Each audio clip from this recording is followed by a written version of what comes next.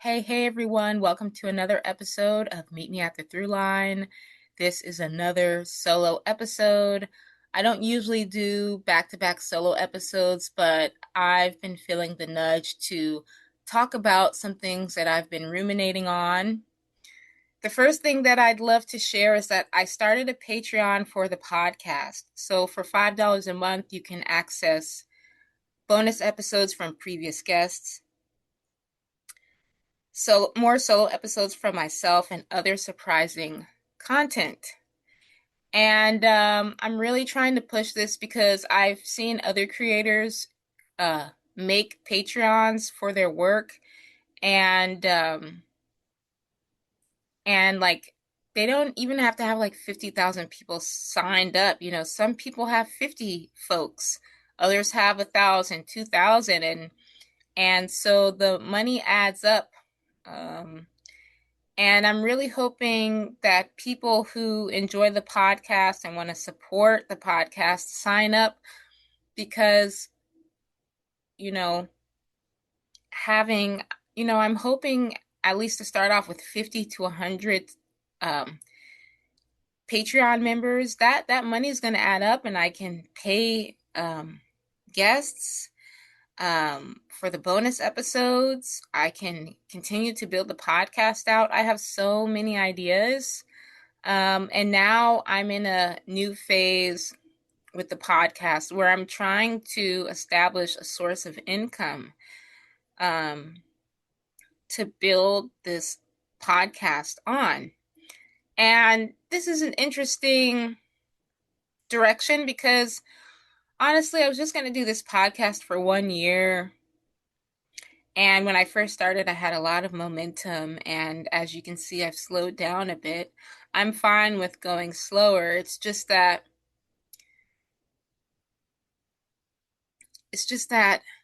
I want I want to have um I want people to subscribe to the Patreon because like hey, for $5 a month, I think that's pretty affordable, and 50 to 100 subscribers, like that in itself would be a game changer.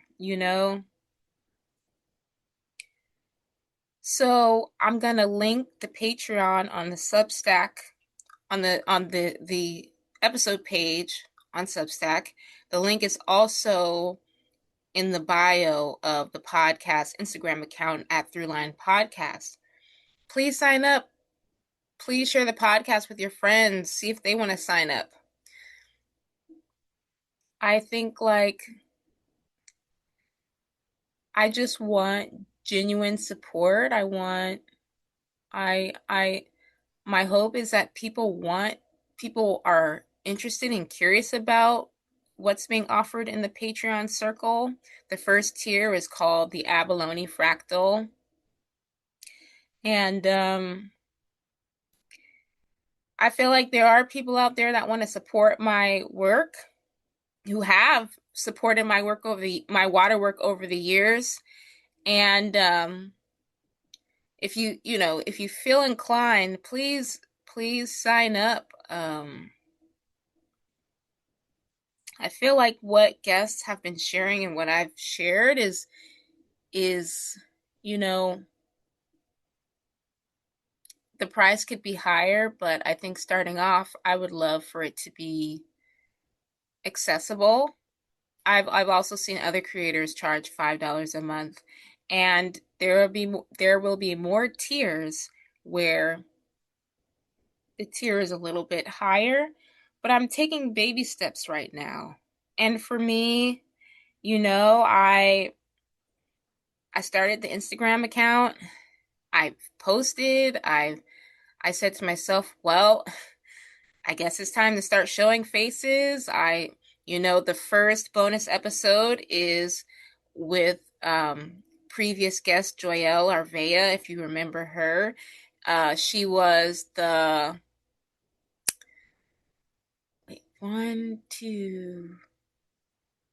fourth podcast guest. I can't remember. She's a traditional midwife, lives in the DMV area. She's traveled around the world. She speaks different languages. She's an herbalist. Like, she's the first um, return guest in the Patreon circle, and I did that on purpose because birthing this new part of the podcast, I wanted to have a midwife um, at the gates of this new idea, this new expression of the podcast. And also because I feel like people in birth work are obviously really important. And when I think about the deepest water wisdom, it lies in birth and birth work and death. Um, uh, and so for that episode, we talk about Joyelle's interest in gardening, in seed stewardship, some of her favorite plants like okra, birth trends and misinformation on social media, the ancestral influence over her ideas, and lots of other topics. Um, because the because the Patreon is just starting, and because it's so hard to kind of kind of keep these like these kind of keep the interview behind a paywall, I've made the first 20 minutes uh free for people to listen to. So the Patreon preview, if you go on the Substack page, you'll see Joyelle's um page. um the bonus episode is titled Tending Births and Gardens, and you can listen to 20 minutes of the episode. Some people might think, "Oh, that was way too much," but I feel like, I'm hoping that, like, what I'm wanting to ask listeners and anyone just wanting to support the podcast is, like, please know that I need support so that I can recirculate this money back into the guests who come on here, back into their work. And so I ask that people don't just come and consume and watch and see what happens, but that you actually support. I don't know what else to do. I've posted on Instagram. I made the reel where we're showing our faces. I know that on social media I have to like constantly post and constantly show my face and post at a certain time and do all the things with the algorithm, and then I will reach my whatever 25,000 followers. I believe that I am capable as an independent artist and the facilitator host of this podcast that I could actually reach um 50,000 people. I can reach thousands of followers. It's just that, I'm like, do I need to hire a social media manager? Or because sometimes I'm like, oh, I want to manage the social media, but it's like, I don't think you can just hop on these platforms and suddenly get all of these followers. It does take work. And side note, I do think people's astrology play a role in their social media visibility. I absolutely think that's a thing. Um, and so my story is that I can't just hop on Instagram and suddenly overnight go viral. Maybe I think what I've noticed is that you have to be posting reels showing your face consistently, perhaps numerous times a day, where suddenly you go viral.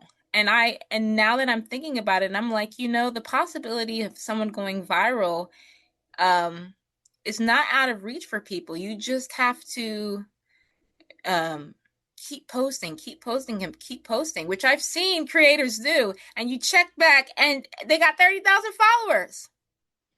That's why you don't sleep on people. They saying all this type of stuff. They got 2,000 followers. Oh, that's cute. Check back a couple of months later. Boom, they got 50,000 followers. They just been posting and posting and posting. That's what you have to do, but with reels specifically, showing your face. I know a little bit about the social media game. Do I want to play it?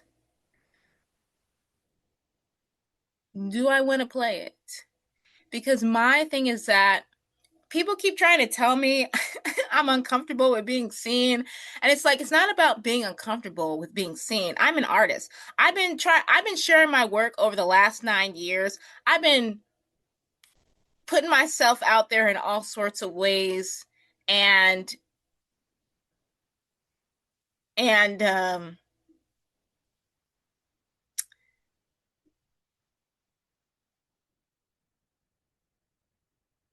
I'm not afraid of visibility. I used to be a performance artist at one point.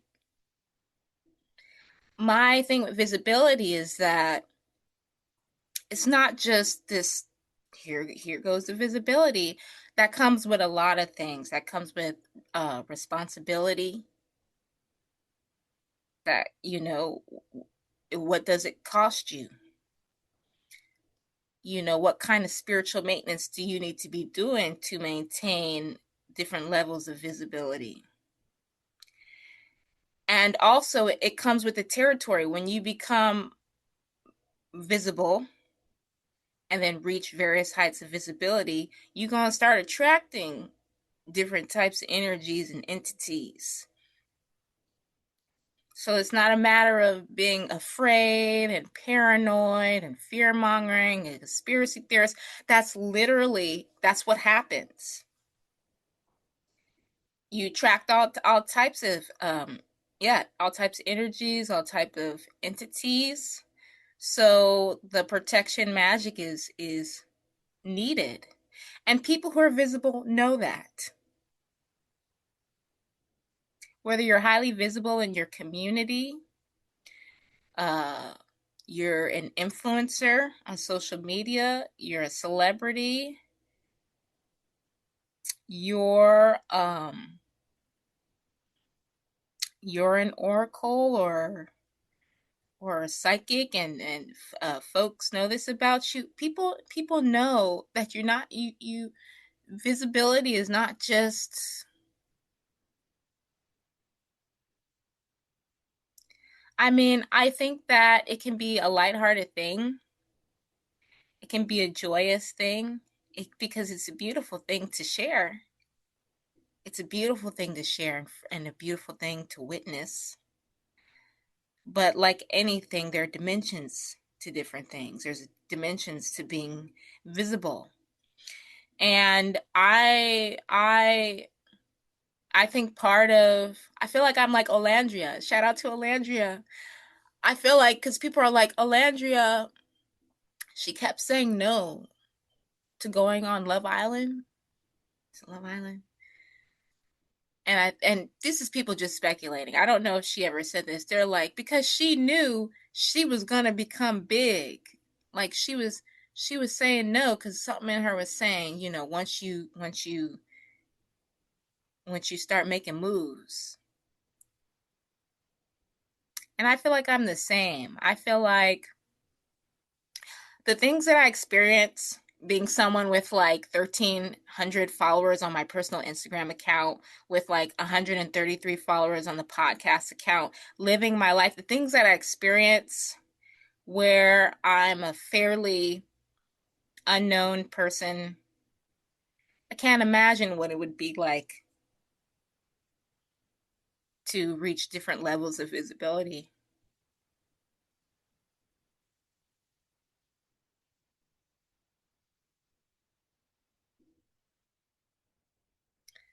So I think a lot of a lot of creators can resonate with this, that it's not, people want to share, but it's not a matter of like I or they are not interested in being seen. it's a matter of managing all that comes with that. Is that a story or whatever? No, it's something that I know to be true. And you just got to talk to people who are visible. It's not something in my head, or it's no.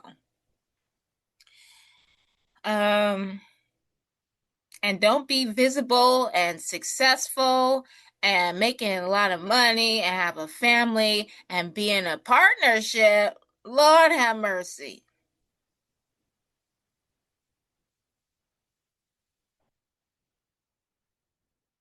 But what I've been thinking about lately, which I've struggled with, is that,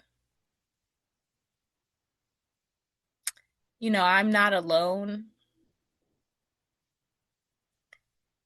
Um, and that there are people who want to support me and who have.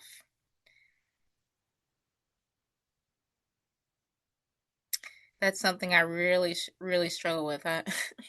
Shout out to my Scorpio sun, you know. Because Scorpios sense what's underneath. You saying one thing, but your energy is saying something different. You saying one thing, but your action's saying something different.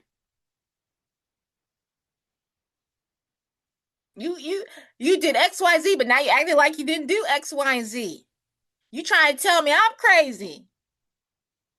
You trying to tell me who I am. No, player. That's why people don't like Scorpios. Because Scorpios just be knowing things.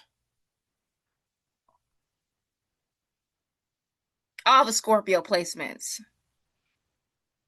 Kept uh that's why it's hard. Scorpios be around all these fake people, all these look.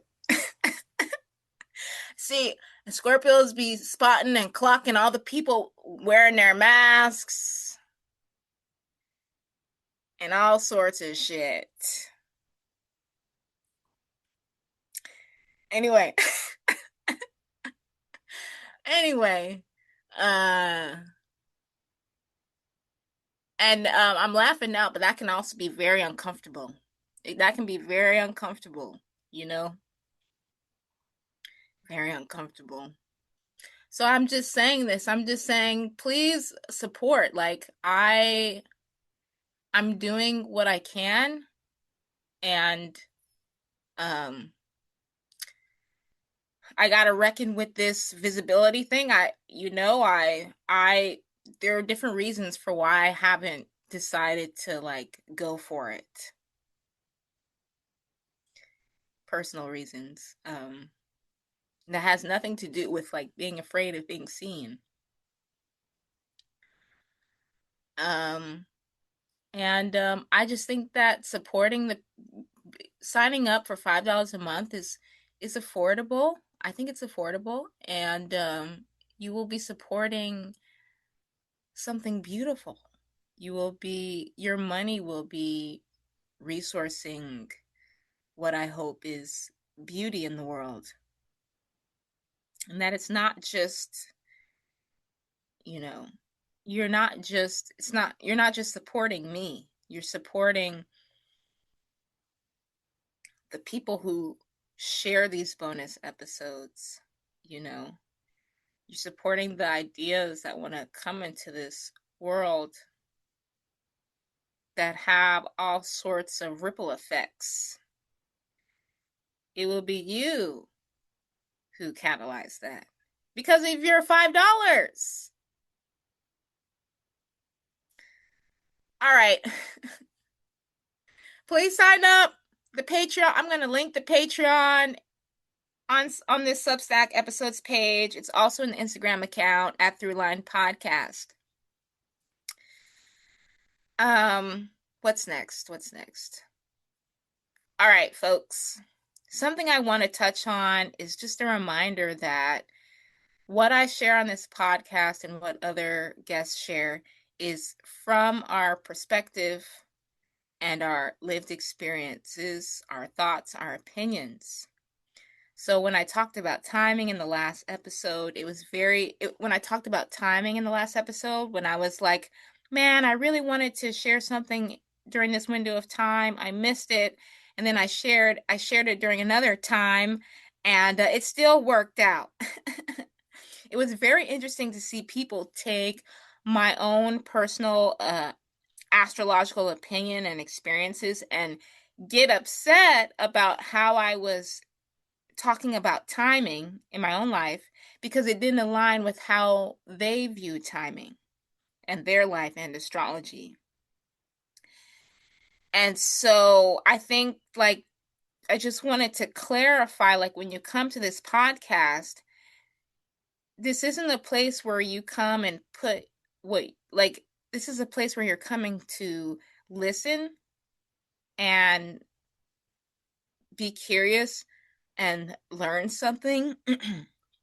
I know for some folks, this could be a place where, like, you get content inspiration, but, like, I've never wanted this podcast to be something that, like, speaks to everyone's experiences. When people come on, I'm specifically speaking to a distinct person, and we are getting their distinct thoughts, opinions, stories, lived experiences, etc.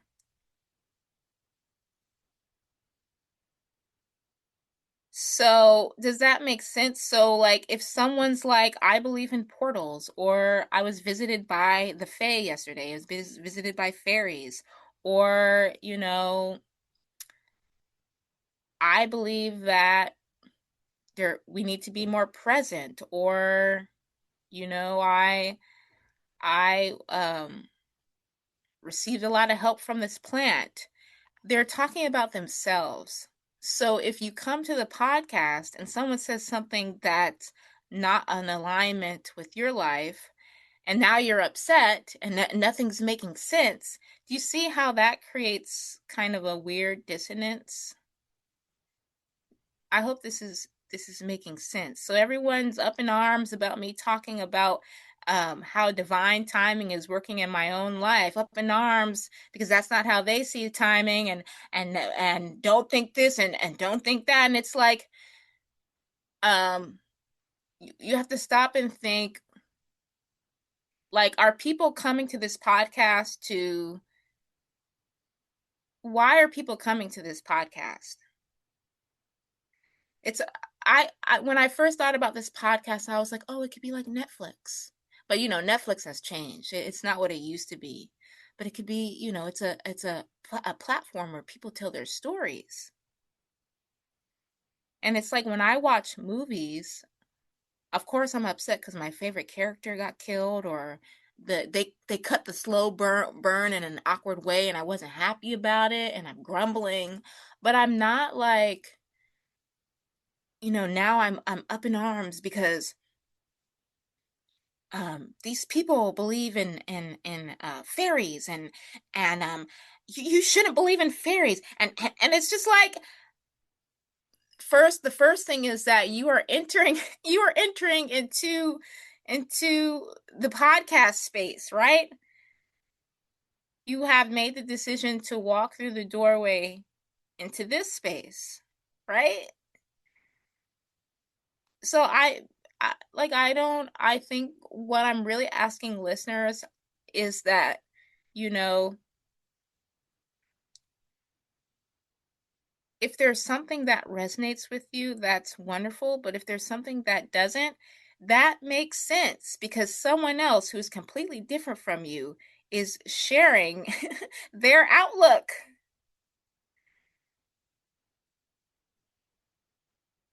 And I understand people wanting to see themselves in the external world and how that can be confusing when I say something about divine timing that kind of warps your sense of something or confuses you. It's like, maybe the point isn't that I say something that I'm always saying something that um I'm always saying something that is in agreement with your experience. because that's absolutely not what the podcast is about. Every episode can't be just appeasing to be in complete and total agreement with everyone's lived experience. There's some people who get anxiety about coming on this podcast because in the culture, in the social media culture, it's like you don't want to say anything wrong because someone's going to get upset because it's not speaking to their experience. And I got to tell people, please just come as you are. I am interviewing you. And people come to listen to you talk. Does that make sense? Because I think it's a very real thing. People wanting to see themselves in the external world. That's why you hear conversations about representation, which is more than race. People want to see themselves out in the world. Because shout out to Aruka's episode, we do live in the great mirroring world. So if we look out and we want to see ourselves, and we do, but you also have to remember you see other people. You're not always going to see yourself. You might see yourself in another person at the same time. But walking around the world, you know, like almost kind of setting yourself up to be confused because you're not recognizing at first that this is a completely different person than you, that you set yourself up to be confused and shook. And based on I've been shook all sorts of ways throughout my life. I'm meeting all sorts of different type of people, and I really feel like the amount of different people I've met can be psychologically destabilizing. It could be for other people. If you're around the same folks, which makes a lot of sense, like maybe you don't want to be hanging around people you have no interest, like you're not the same. Like I lost my thought. Like I can you can be psychologically stable when you're around people who are just like you in all the different ways. Now you start meeting all the different type of folks out here in the world, that can be destabilizing because people are so different. The way that they think, the way that they feel, what they believe, what they believe, especially about topics like ancestry and God and and origin and yeah. Now you start getting around, so and how differently people live.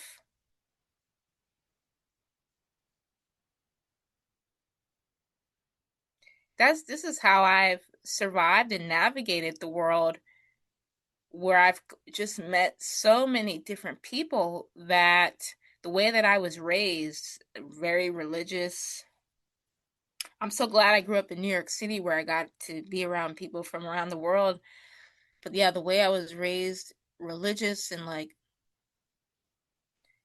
start meeting different people, and it helped me really understand how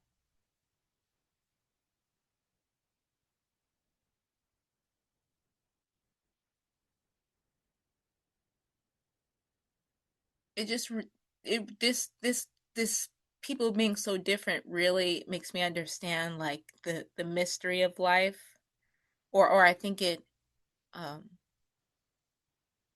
it's a part of the great mystery. Why? Because when you ask why are there so many different people in the world, it really opens up a can of worms, because it's like, well, because these people are X, Y, and Z, is that why this is happening, and that's why this is happening, and so I hope what I'm saying is making sense. I like I said in another episode, I can't make everyone happy. Um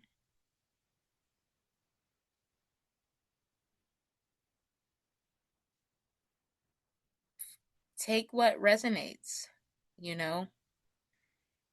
And if you want to go a little bit further, meditate on what you don't really vibe with, and travel in that and see what you find. And oh, I don't really vibe with that. Why is that? And maybe you might say, well, because in my own life, blah blah blah, or I believe blah blah blah. I think yeah, I've been yeah, it's gonna go on another route there, but let's keep going. Let's keep going. So, what do I want to end with? I'm going to talk about this Aries Stellium being a big cosmic birthing event for the future, for now in the future. Or do I want to end with what's more powerful than love? How about this? I'm going to start with what's more powerful than love and end with the Aries Stellium birthing event. All right, buckle up. What's more powerful than love? Now, we've all seen it left and right that the greatest power in the world is love. And I believe that.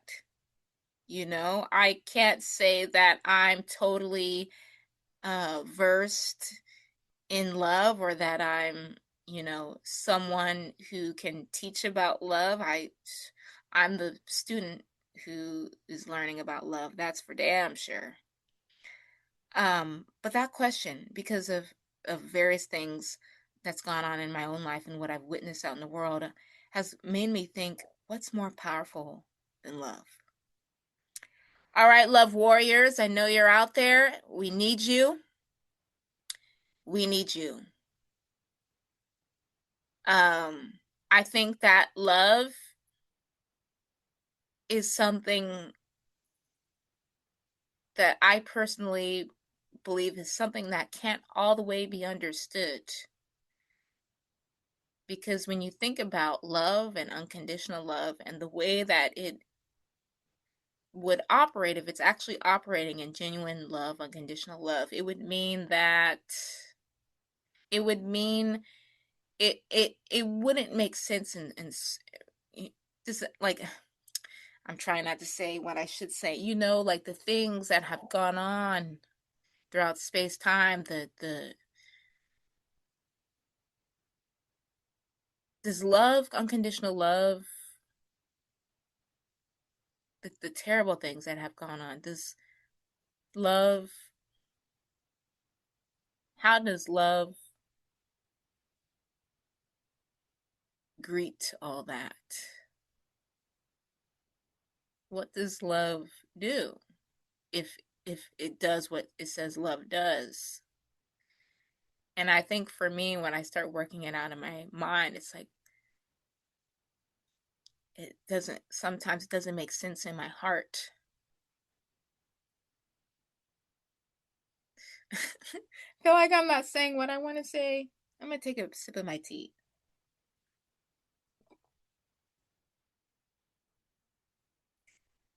And I'm not afraid to say I'm a person who's still um, understanding love. I think that a lot of us out here are understanding what this is and in the thick of practicing it. It's not easy when you're really practicing love and exploring love languages. But why I ask this question is because I think belonging and needing to be a part of something is could be more powerful than love. And you know why I say that? And I know people out there are going to be vehemently, is how you say the word, going to say there's nothing more powerful than love. I just want to create another space to think about something. Okay. All right. What's more powerful than love? Is it belonging and needing to be a part of something? Because that's sometimes what it feels like. Even when a group or collective is devoid of actual love, So you can have a group of people where everyone needs to belong. And I do think there's something instinctual or and biological about that. I don't know. And maybe even ancestral, like as far as it connects to like our bodies and the earth and being a part of a community. But when you see when in my own experience and when I look out in the world, when you see these groups, these collectives, these communities, these secret societies, like it just feels like the need to be a part of something is so strong because in some of these groups there's no actual love. It's actually got quite toxic. Does anyone else has anyone else experienced this, or does anyone agree? Because that's sometimes what it feels like in the world. It's like there's actually all of these people who are part of these groups and communities and the societies and what is like, is there any, when you think about it, is love actually taking place in these spaces?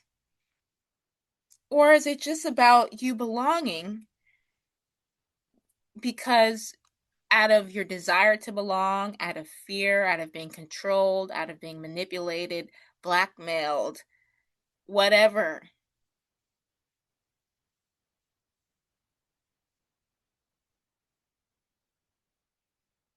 Because it just seems like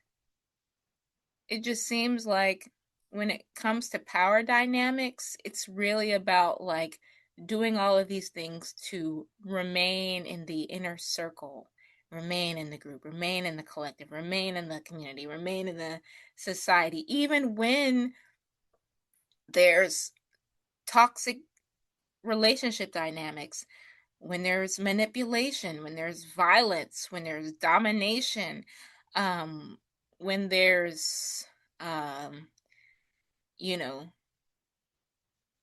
n- don't question anything. There's this one person that everyone glorifies, and it's like, and it's all of that so strong. All of it seems so strong. It seems to have such a power in from local communities, regionally to worldwide. And it's like, but these groups, there isn't is I mean, I don't know. Is love emanating from this community that everyone's belonging to?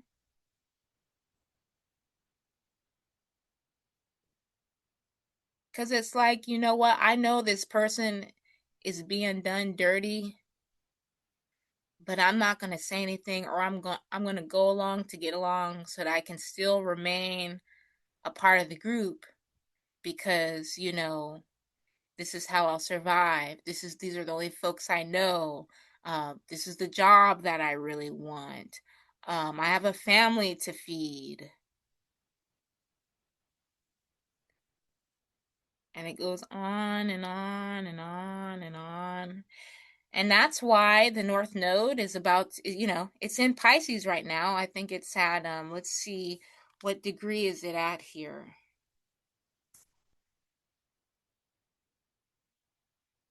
I'm actually on call for work. So, gonna do a little side note and see, okay, just had to check something really quick. Now, yeah, let's see. Today's planets in the sky astrology. That's right. Thank you, AstroSeek. Shout out to this website. I've never really used any astrology software. Um, it's a new frontier I've yet to delve into. So the North Node is in Pisces at 4 degrees, and slowly, well, sooner or later, well, where the North Node is going to get into Aries in a little bit. I mean, get into Aquarius in a little bit. And so I mean, all of this around what I just said, the North Node transiting Aquarius will have a lot to say about this question of what's more powerful than love, belonging and needing to be a part of something, even when that group or collective is, even when that group or collective is devoid of actual love. That's what's coming ahead, folks.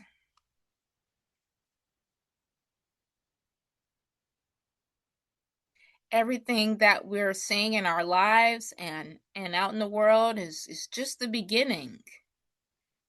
Just the beginning, because Aquarius, ruled by Uranus, is going to start addressing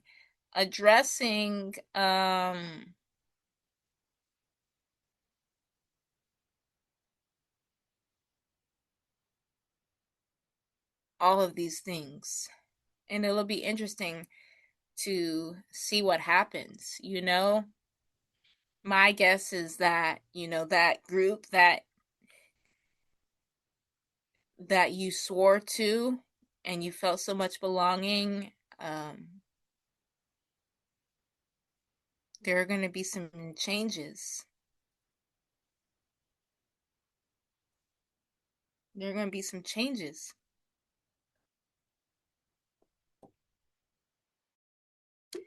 Being a part of something is powerful. You meet people from sisterhoods and brotherhoods, like college fraternities, and they've been friends for decades. To belong to something, to be a part of something, is extremely powerful. But at the same time, you're wondering, like, what's actually going on in these groups, these communities. There's a lot of fake communities out there where everyone just masks. There's this one person that's glorified. They probably doing all sorts of things that nobody gonna say anything. Because I'm just trying to keep my job, and but that's also a real thing. The North Node transiting Aquarius, because Uranus is literally the planet that doesn't give a fuck. Literally.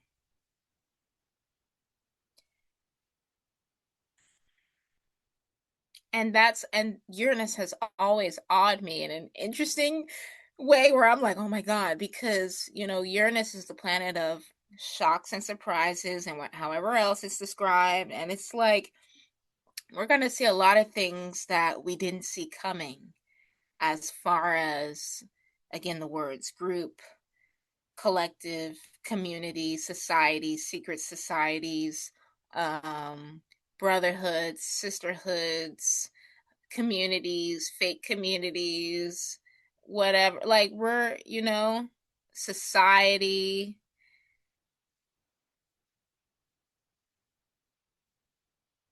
Because all of these things, all of these, yeah.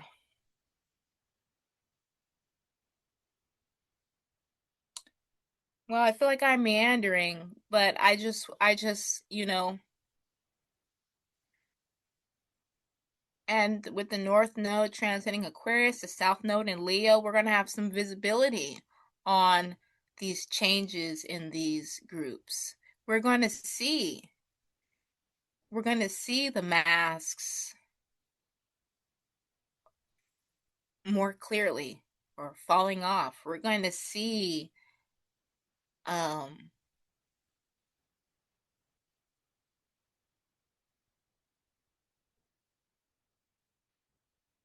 groups disintegrate, groups that were,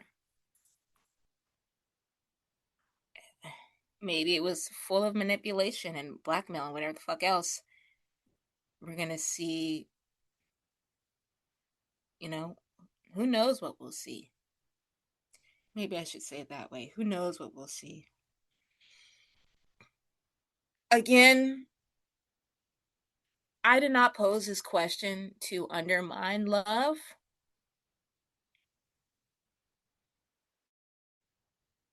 it's just a question that came to me that I wanted to ask. And I feel like if a child would have asked this, maybe people wouldn't rush to like be upset or different things, you know? If a child had asked you,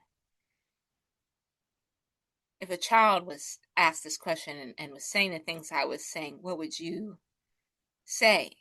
And don't get it twisted. There's some 9-year olds out here who would ask this question and who would, who, you know. All right.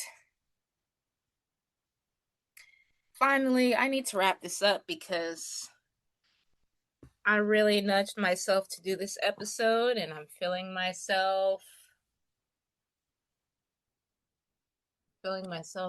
just sort of wanting to retreat.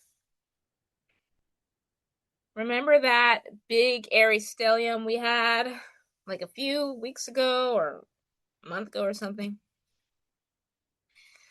That was a big birthing event. Now, babies are always coming into the world, so why am I pinpointing this Aries stellium? Well, you know what? All of the babies born during that Aries stellium are coming in hot because in 18, 20, 25, 30 years, they're going to be doing some things.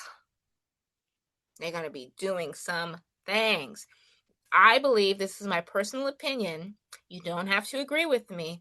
I believe that this Aries stellium is a major birthing event because the babies, the souls that came through with their particular astrological placements that had this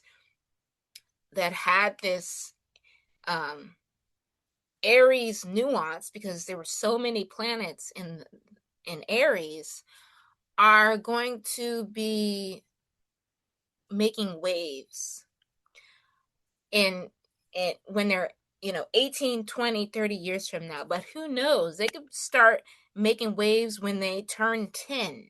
Who knows? I believe that they are directly connected to what's going to be happening in the future. And I'm just pinpointing them because Aries is the beginning of the zodiac, and they are the trailblazers in the zodiac, you know? And there was a post about Aries that I saved. Let me see if I can find it, where I felt like it summed up Aries so nicely, you know? Let me see if I can find it, and then I'm going to wrap this up. Let's see. Let me see if I can find it. And that's why I'm pinpointing this. So, I don't know. I don't know if this will ever reach any parents or mother or father or caretaker who has a baby born during the recent Aries stellium, but you know, there could be a whole other episode on how to, what could it be like to raise these Aries stellium babies. Um, and this is not so much like us trying to figure out what they're going to be doing, but really paying attention to what they're interested in as babies, as children, as preteens, really paying attention to what they're gravitating toward and nourishing that, supporting them in their interests, because you never know how that will play a role in the future. These people are coming in with their own lives.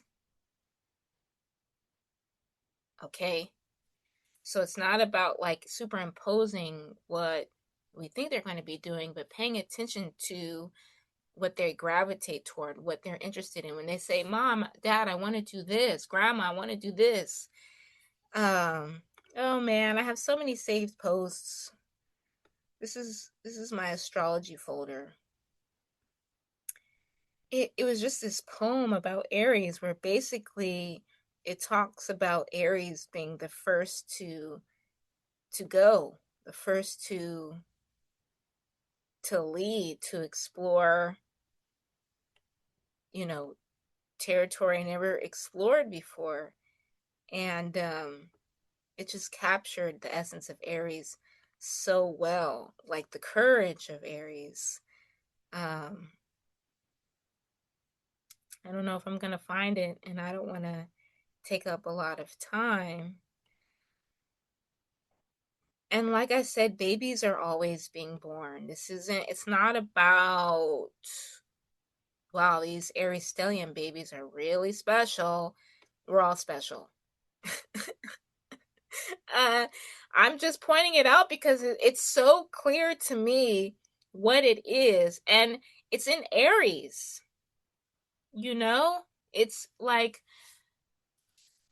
when I think of these Aries Stellium babies, these are the folks who are really, they're going to they're going to be trailblazing,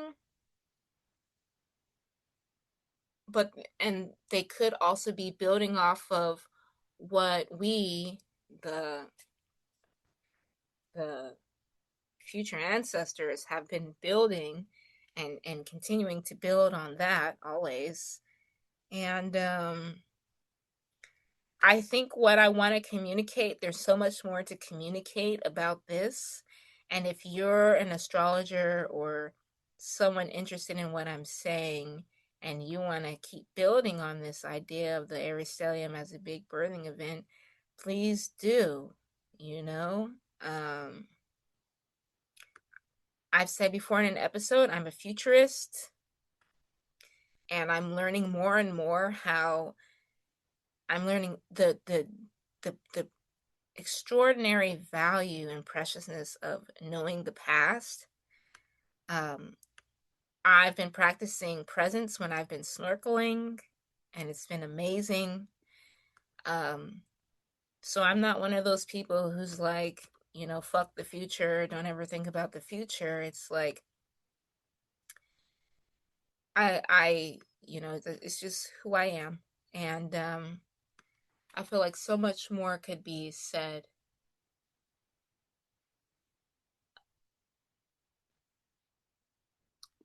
And the 18, 20, 30 years from now is not that long.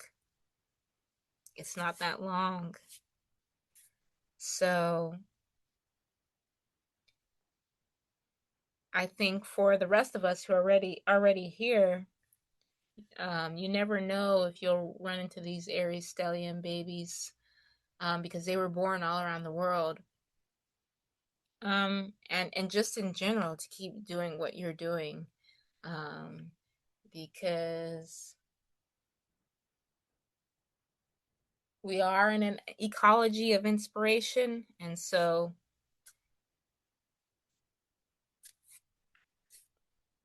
please continue what you're doing. Somebody's going to be inspired by you. All right. Well, I'm losing. I'm going to go now. And thanks again for listening to Meet Me at the Through Line. I hope something in this episode was interesting, sparked your curiosity. Let me know what you think. Heart this episode, leave a comment, share on Instagram, subscribe to the Substack. All right. Talk to you next time.